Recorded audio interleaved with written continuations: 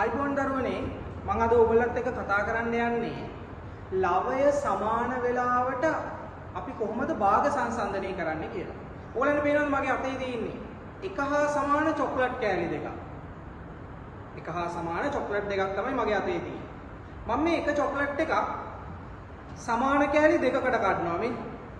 Chocolate එක මම කැඩුවා මොකද්ද? සමාන කෑලි දෙකකට. ඊළඟට මගේ අතේ තියෙන අනිත් චොක්ලට් එක මම කඩනවා සමාන කෑලි 4කට.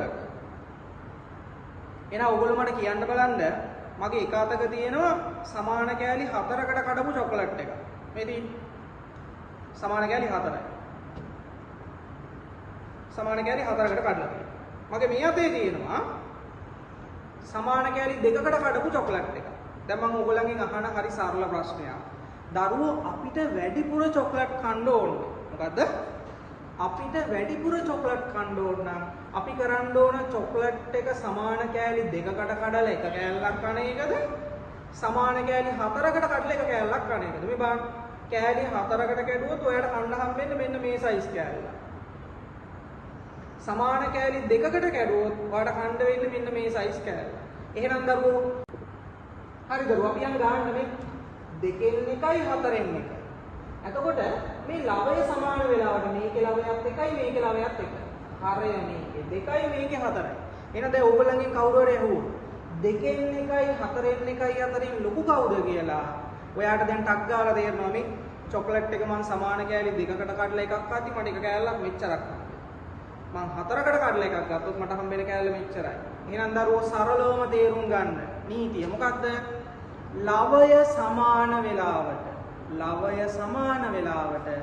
හරය කුඩා වෙච්ච එක්කෙනා ලොකුයි. හරය කුඩා වෙච්ච එක්කෙනා ලොකුයි.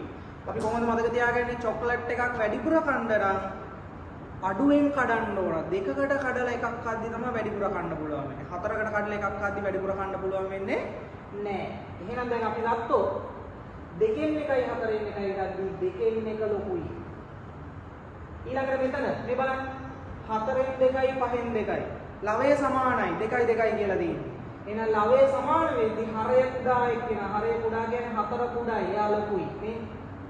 ඊළඟට 13න් 5යි 7න් 5යි. 5 සමානයි. ලවය සමානයි. එහෙනම් කවුද ලොකු?